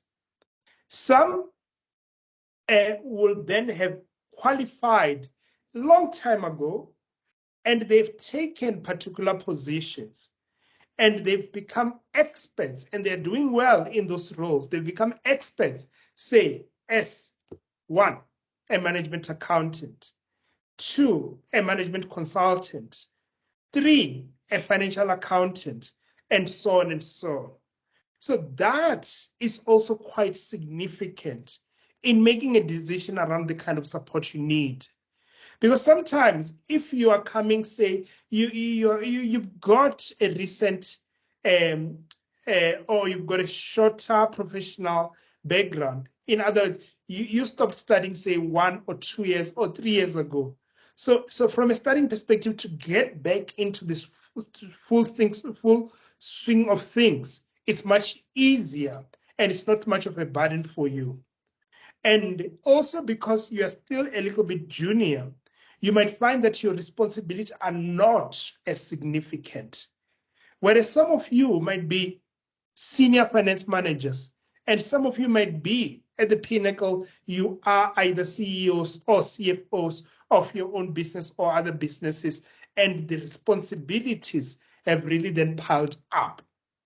So now that is a key consideration, to say that from a professional background perspective, how far or how long have I then last studied? And also, what is my current role? Because if your current role is management accounting, you might come into the program and you might thrive when it comes to costing as well as finance task. But when it comes to accounting, as much as you know them, accounting from an IFRS perspective is different from just knowing accounting. So it is very important, because here we want you to have the technical understanding. And it's also different if you are a preparer of financial statements versus a reviewer of financial statements. Because by the time the issues come to you, you might be focused on one major issue with the auditors, whereas the other things have already been done by your team. So there is also that of consideration that in your role, how close are you with the technical that we're talking about? And this is even more important because for the APC is pitched at an entry level into the profession. Whereas for CIMA, you'll know operational is a junior, it's a junior finance manager, or it's a junior finance staff member. Managerial, it's now, say, a finance manager. And then strategic, you are either a senior finance manager or even a CFO. But here, you are a entry level chartered accountant. You don't have a working experience. That's the expectation they have of you. So that is something that is very important from a professional background. Then number 3, flexibility. So how urgent is it for you to complete this? Because there are some that come with pressures. Some are pressures maybe because one had set goals and one is realizing that they're a little bit behind goals. There are those goals. Then some are because maybe there are opportunities that they know that might not exist in the after, say, in the next 2 years or so. They will want this CA qualification in order to take those opportunities. Maybe there's an opening for a significant senior role, exco role, and all these things that require a CA. Then there are some that then come and say, I want this. I understand my academic background. I understand my professional background, and I know that I don't have the time to fit in that 6 to 8 month program that Fedi was talking about. And they will then say, I need more time in order to cover this. Or I know I've done or attempted to do CTA back in the years, and I know what my challenges were. I will not feel comfortable jumping into a program without thorough technical knowledge. So that's the flexibility. In other words, are there any other pressures from you that you are being mindful of before you enroll for the support that you need? So those are the three factors. And as I'm saying, they're very personal. And they have now shown us that not all CIMA candidates are in the same pool, because we have had some junior staff members who say that, I just completed my CIMA last year and I completed my degrees 2 years before. And we're like, oh no, this is quite good. And they're like, oh no, I'm not in a hurry. So I want to just make sure I get value from this. So what are my options? So there are all those things that are what? That are under consideration. And because then there is quite a lot of development and learning, we've then built quite a lot of flexibility in our program to allow you to get the very best from your investment. So that is the first part of just thinking about the support. Then just to talk about our offering. In order to understand our offering, it's quite important to understand our brands. So we've got 3 brands that we run. We've got the Institute brand, where we do CTA support for UNISA candidates and other accredited universities. So here we are saying that if you are registered for a program and you need additional support, we've got that support and you can register for it. So it's mostly a visual and online only program with a significant number of videos covering the technical content. Then number 2, we've got the ITC board course brand, which then focuses on the first qualifying board exams. And we deliver programs for candidates sitting in Jan ITC as well as in the June ITC. So here, the candidates also get to benefit from the online content library that we prepare for our CTA candidates, because ITC as well is based on CTA content. Then when you will then be fitting will be under the EPC brand, the Endunamu Professional Course. So this is that CIMA accredited professional program, which you need to complete an APC professional program with all its other providers, or the other providers that are out there before you sit for the actual APC. So the idea is that also recognizing that there is a need to bridge that technical gap. We've got this CTA online, we've got this CTA content videos available to you. So Danae, you are asking about that to say that given the technical content, what is it that we do in order to ensure that you then get them? So when you register, you will then get the full CTA library as well as part of your registration. You don't need to pay an additional fee.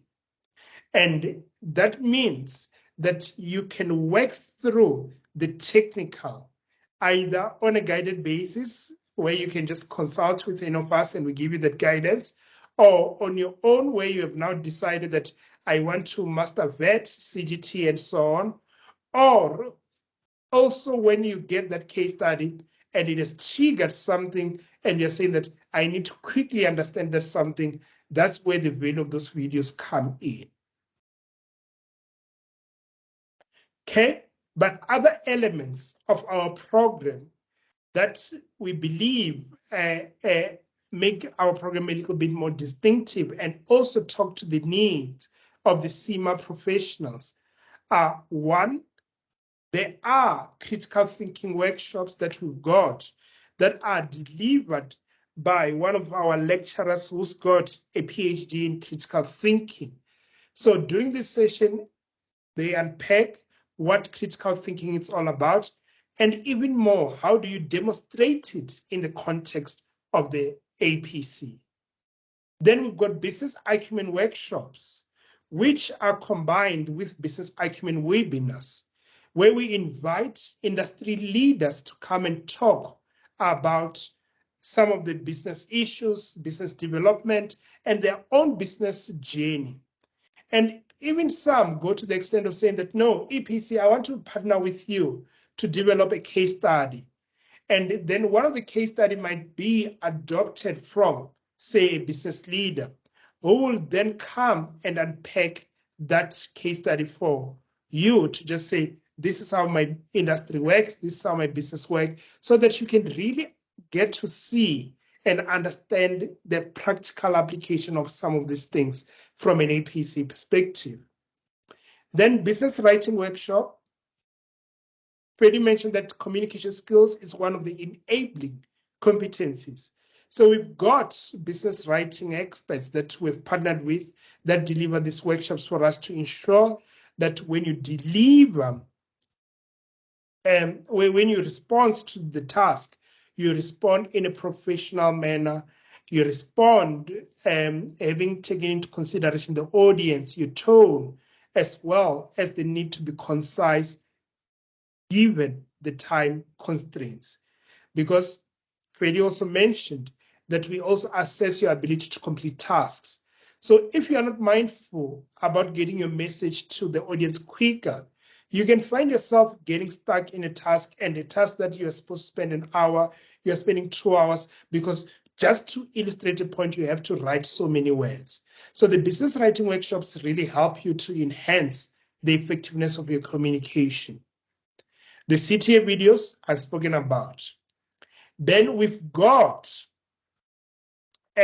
some developmental case studies before we go to the main case studies, because we understand that sometimes the final case study that results in a certificate have got a very high stake. And you are saying that, sure, there are 3 case studies. If I don't make it, that means my year is gone. So before we get there, especially if you join our foundation program, you've got an assessment in the foundation program to then ease you in, and that's assessment number 1. Then number 2, around April to May, we then have a previous CIMA2CA case study where we give you tasks that we then work together on, about 4 of those tasks. Then come around May to June, we then give you also previous APC case study that you now write, and we then mark for you. So there are 3 opportunities for you to then develop your effective case study answering techniques before we get to the high stake assessment around July.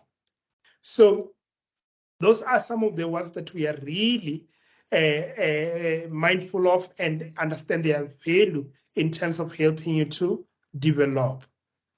Then when you, or as part of those case studies, we then give you what we call reflection pack, where we said that, as I'm saying, that for CIMA, you get those revision guidance ahead of you sitting for the assessment. We give you those guidance after you've sat for the assessment so that you can reflect on your journey and some of the gaps that might have been evident. So that's why we call them reflection packs. Then we mark your case study rigorously, where each and every case, every task you write, we give you feedback on what you did well, what you didn't do well, and what is our advice to you going forward.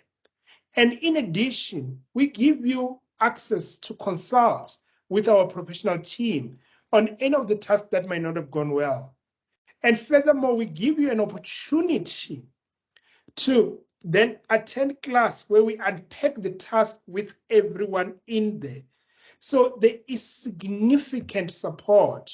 You will never be alone in our program, and we'll always be mindful to ensure that what you are growing and developing after each of those 3 developmental case studies that I've mentioned. And even more, we've got wellness support, because a question earlier came to say, who in your program has been successful? So we do invite our previous candidates. And we did invite some of the previous CIMA candidates from our 2022 program. And his name is Charles. There is a podcast channel if you just want to listen to his journey. But then these sessions, they are facilitated by a former candidate. They are also facilitated by one of our now partner former candidate, who is our wellness support partner, and who then gives guidelines on exam technique, on time management, on team management, and different aspects. Then additionally, there's a mentorship support, where now you are paired with a professional that has gone either through our program or that has been well trained to help candidates within our program. And the mentor is yours, as in that's your partner throughout the program. You can set up times where you guys can engage together and work through the case studies. We share the feedback of the program with them as well as our case study with them. So they're always empowered and therefore are in a position to help you even more. Then the consultations in our main program are unlimited. So the moment we open our consultations, you can book consultation with myself, with Fedi, with Asen, with Elton, with so and so on of our professional team.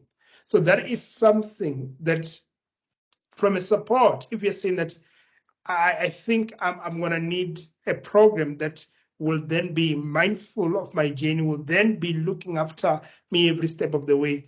That is the kind of program that we've created. Then this then leads me to talk about the two offerings that we've got. So if you are saying that you are ready to jump into the program, you can jump into our main program, which is the APC professional program. So under it, there are a number of professional courses, but the most important one that we recommend to our CIMA professional, it is what we call the APC comprehensive course. It is starting this weekend. And if you're saying that, sure, I didn't expect it to start so early, then you are more than welcome to attend the class that is coming this Saturday, as well as the class scheduled for the other Saturday, just to get a sense of what is happening, how we do things, and whether this is something that will work for you. So you can attend the two classes at no obligation to you. And if you then say, this is what I need, then you can just then register for the main program and do it, and then join accordingly. So it's got 4 phases, the foundation through to the assessment. And at each and every phase, we are focusing on your development. Foundation, we are bridging a technical gap, the one that I've mentioned and I said is significant. 2, we are developing and making you understand what the APC is all about. And 3, we are working together in applying all those learnings in a previous case study. And the number 4, we are now assessing your professional competence before we give you that thumbs up. So that is the program here that we've got. So as I'm saying, starting this weekend, if you are saying you want to explore it or you have decided, then you can do so. Then in terms of the pricing information, that is a 17,500 commitment from you, and you get all those things that I've mentioned before. But if you're saying that, no, I think I'm not ready, I need a bit more time, then we've got option 2, which is your what? Your CIMA2CA preparatory course. So this is not a professional program, but it's a preparatory course for someone who wants to do the APC professional program next year. So you have now made a call that you are not under pressure to do APC in 2024. 1, you know this year there are significant milestone for you. Maybe you've just got a new job, you want to settle in, but you still want to be studying. So this is then the program that we recommend. And if you've got, say, a business and a financial management degree, we also recommend this program. Or if your professional background has not exposed you to accounting, we also significantly recommend this program. So how does it work? So this program will launch in April, or somewhere, yes, April, just after the results for, because then there is a sitting for strategic next month in Feb. So the results, when they come out, this program will then be starting. So how does this program work? So the program then focuses on giving you the CTA experience. So by the time you are done, we want you to say, when you are sitting in class, we will not know who is a CIMA member and who's an ITC member, because you will have then gone through in a detailed manner the core technical areas that a traditional CTA ITC candidate goes through. Based on our own experience from marking CTA, ITC, as well as the APC, we have come to understand that there are fundamental topics that each and every candidate needs in order to be successful. So we have taken those and packaged them into this offering here. So the 6-month program will then cover things like how to use the standards. How do you navigate the standards? What does it mean when we talk about integrating your knowledge between tax, audit, and accounting? When we said ITC technical, how is it technical? And then before we finish, we then introduce you into the APC, so that when you jump into the foundation phase in 2025, you are much more ready and well prepared to apply the learnings. And even more, you also get live classes covering the technical. In the APC program, there are no live classes covering the technical. What do I mean? It means that there is no class where we'll say, today we are covering leases, tomorrow we are covering revenue. No, we don't have that in the APC, because the focus is professional competence. But in this one, we'll then have a session where we're saying that we are covering foreign operation, we are covering the revenue standard, we are covering value-added tax, so that you can get to master this. And again, it's a guided program. So we are always with you every step of the way. And then the idea is that once you have gone through this, it will ease you into the APC professional assessment, as well as ensuring that your chances of being successful in the APC professional program and in the APC is heightened. So just to clarify, once you complete this program, you need to do the APC professional program. So the two are not linked, so you can then say, I want to then do this before I join, say, another professional program provider. So that is the flexibility that you've got. So these are then the two offerings that we have created just for the CIMA professional candidates.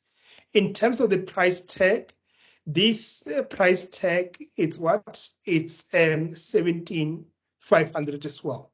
So it means that you will then be having this program this year, and then we will then join us next year. So that is the current the current setup and the current offerings. And as I'm saying, what do you need to consider in terms of which one is more suitable for you? Your academic background, your professional background, as well as your flexibility. If there's nothing stopping you from joining the CIMA2CA preparatory course, then I will recommend it if you know you need a bit of work from a technical perspective. But you might be saying that, what if I just want to see the program? Can I have that flexibility So yes, you can join the program, the main program, the APC professional program. If at any point you feel that it's a little bit heavy for you, you've got an option to pause it and defer it to next year. You will then be charged a nominal fee in order to pause and continue to access the video. But if you then do that, it means that when you pause it and access the video, it's not a guided process. You'll then need to watch the videos on your own until we resume the program next year. But it helps if then the need to then pause is a time factor and you've gotten enough to then drive your own development and you are a self-starter and a disciplined person. That goes a long way. So a lot of our candidates have used that before and it has added value to them.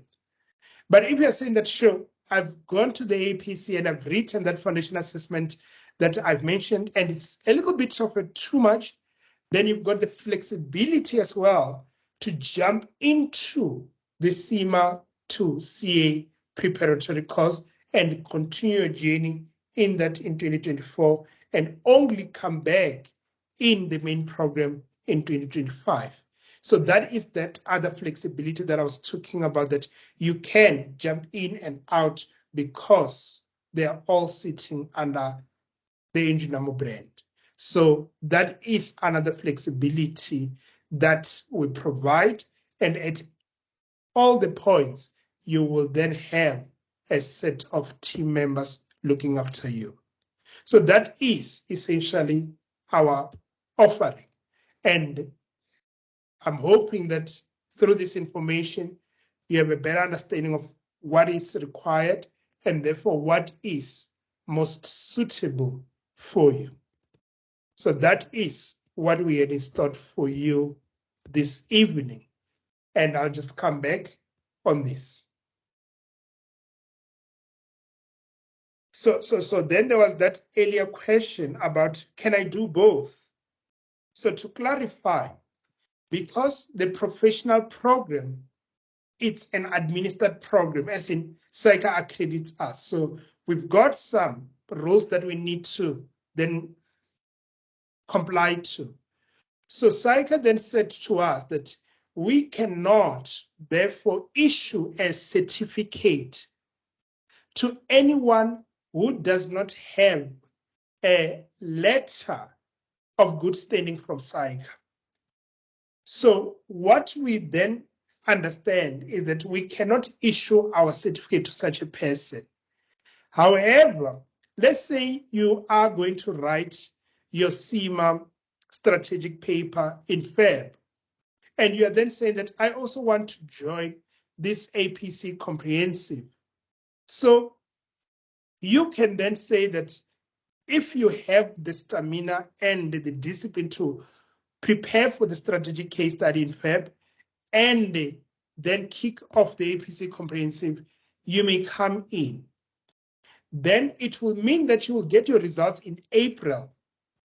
And you will need to then, after getting your results, assuming that they are then successful, you will need to start with your PER urgently. The timelines are such that you need to have completed that by end of June. You need to have that letter by the end of June, because otherwise we will not be able to allow you to proceed to the assessment phase without it. Because the moment you go into the assessment phase, there's no further flexibility from a tuition perspective.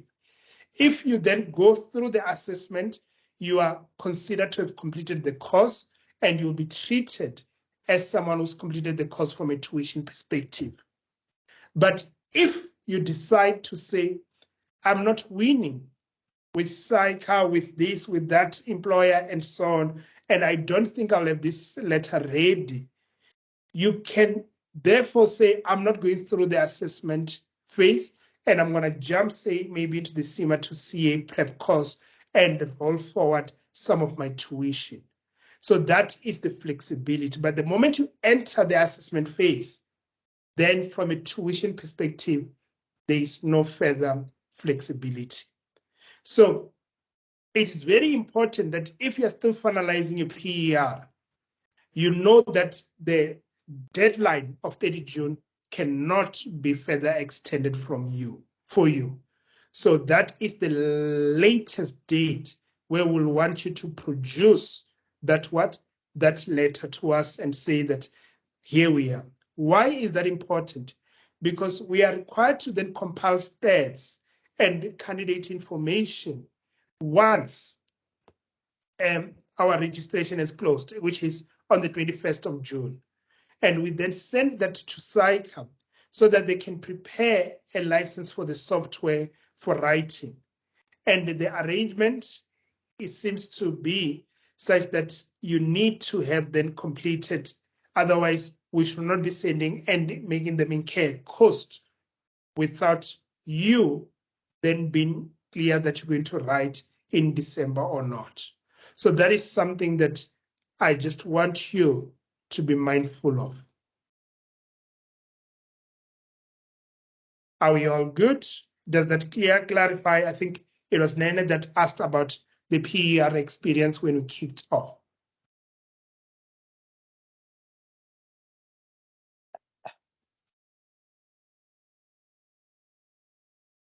Are we all good? Any other questions that you have? Yes, please. Yes, you can come in. You talked about, let's say you realize that you're not gonna make it by the 31st of June, and then you can notify you guys and forfeit something and maybe join the program the following year.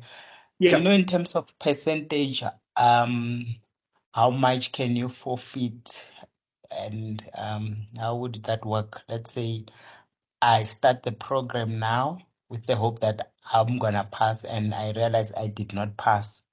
Then I wanna pause.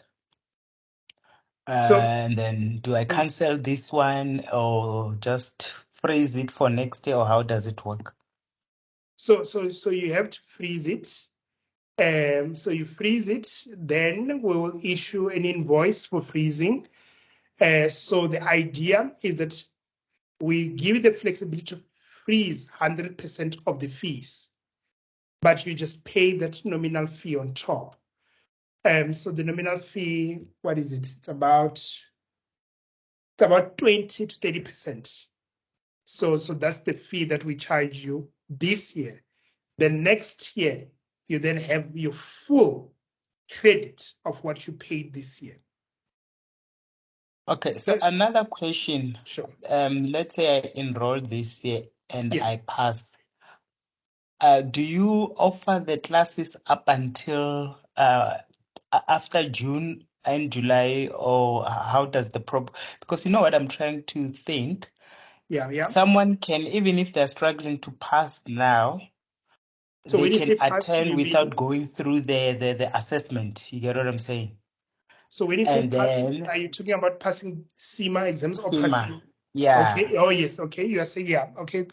Let's say So someone has registered, even if they're struggling to pass, then they still wanna attend this year and only take the assessment with you next year. Okay. I don't know if you get me, because in a way I it will get you give now. me 24 months to prepare Yes. your assessment before the APC. I get you where you're coming from. Yes.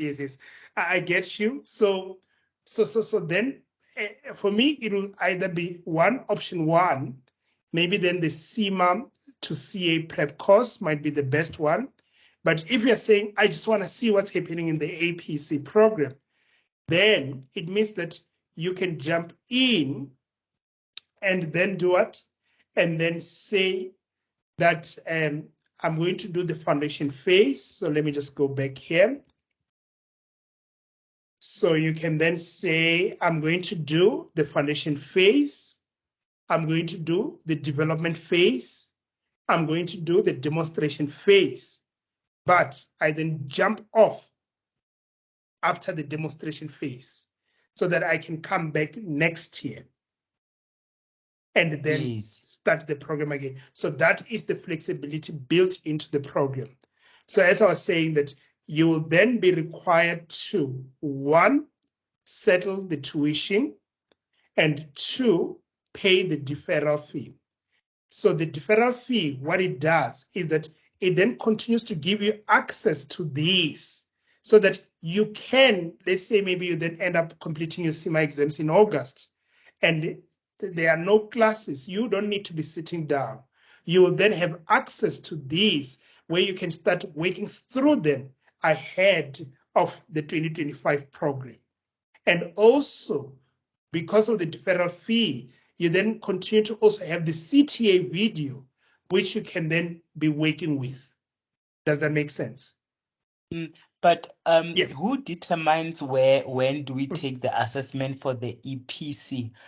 Is it not possible to take the assessment anytime with you guys when I'm ready? And even if the Oh, no, no. exam for the APC is only end year, Yeah, can't no, I it's not. take? I can't take this maybe January. No, No. So firstly, CIMA only facilitate the exams in December. That's number one, right? is for APC. And we need to have finalized our program, therefore, way before that date. Because after we finalize our program, we need to send a list and say, we have now issued certificate to Nene and these other candidates. Please allow them entry into the CIMA exam. So into the IAPC assessment. So we need to have finalized our program, say by November. Then that means now we need to schedule our exams so that by November we are ready with that information that CIMA requires. Then in terms of our program, we then are required to put criteria for someone to meet before we issue the certificate. So our criteria is that you need to then attend a 6-month program. So 6 months then covers the development and the demonstration. That's number one. Then number two, we then say you need to have gone through the assessment phase. In the assessment phase, we got 3 assessments, but we just want you to pass 2 out of the 3, and then we'll give you a certificate. So that is the criteria that we've communicated to CIMA to say, if we then say we are giving someone a certificate, they have met that criteria. Makes sense? I was referring to, let's say I do the EPC. I've got my CIMA qualification and then I do an EPC and then I fail. To repeat, okay, I've already done this first 6 months. It's just I fail maybe the 2 assessment. Can't I do the assessment early, maybe in January? I have to do it after June, even if I'm just repeating, unlike someone who is who still need to go through the first 6 months and the assessment. Yeah, because either way, remember that For the repeaters, yeah.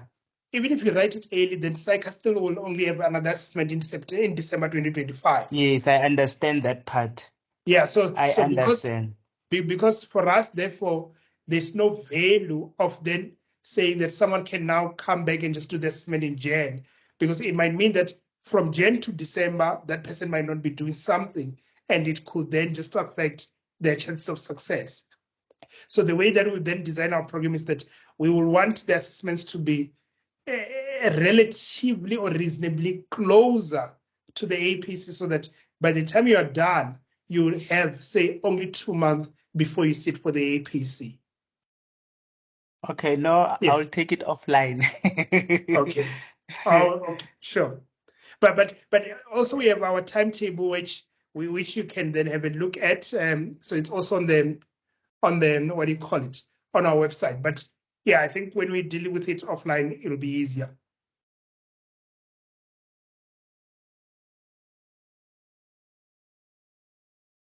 Okay. Thank you. Any other question? Thank you, Ere, for assisting with the question on the chat. Any other question? Yes, I have one on my side. Sure. I think just thank you so much for the session. It has been informative and very helpful. I just wish I had joined earlier before I registered this morning. And I want to hear what you guys would, what advice you guys would have for me. So if I look at the candidates that you described, Rendani, I'm on candidate number 3, where I have costing background from tertiary, and even at work, it's a costing background. Yeah. But when I spoke to one of the caretakers, and I did see the CIMA2CA course, Yeah. they said that I'll be able to catch up, in the sense that all the videos that and material that you guys went through during the course would be available to me at a fee. Is that something that you would advise? That's my first question. And then my second question is that true, in the sense that I can catch up? I don't know, probably like if I put more hours, I'll be able to catch up on that 6 months of work. Yeah. So I think maybe number one, it's that if you have time, for me, time makes a lot of difference. So if you have time and you are willing to put in the work, that can make a difference. You will then be able to catch up. It will be a lot of work, but it's not an impossibility. But again, I think, just to unpack your journey, if then you are saying that, maybe there are the key things that I'll want you to just be considerate of, then it's always good to then just do that one-on-one session. So you can still arrange it maybe tomorrow or Friday, then we can just walk through that journey of yours. So that's that. Then number 2, yes, it is possible to have access to the previous one at a fee. So before you do, or before you give you that access, again, I just want to just make you understand what is in there, so that you can understand whether it will be of value to you. And if you then say it will be of value and I have the time, then you can go for it. Because the last thing that we always want is candidates then paying for things that just time doesn't make sense, given the commitments on the table. So we can always talk about what's in there, in that access that the caretakers told you about. And then 2, we can discuss a bit more about the kind of timing that you have, and in the context of the timetable that we have and the kind of expectation that will be expected from you. So those are some of the things that I think will always be good in a one-to-one kind of conversation, and then you can make a call from them. All right, thank you so much. Sure.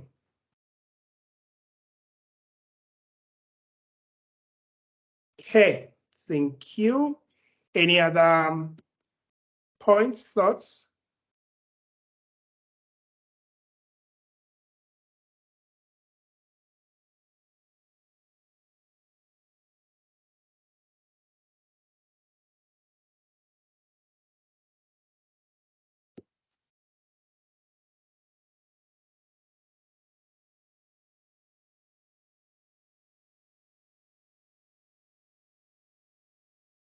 Right. Seems that there's nothing else.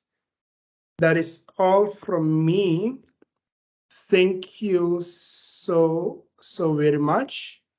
I'm not sure whether Freddy or Ere has got some final words before we close off the session, or any final comments from your side. No comments from my side, but I guess the last parting words will just be for everyone, I guess, interested in exploring this, just to reach out to our support team, and they can help in terms of looking at the specifics of each candidate. Thank you. Indeed. Thank you so much. Thank you, everyone, for joining us this evening. So the video will be available on our YouTube channel by tomorrow morning. There will be a link to also the presentation. You can then download and watch as and when appropriate. But thank you so much for your time. Have a good evening. Thank you. Bye. Thanks. Thank you. Bye. Bye.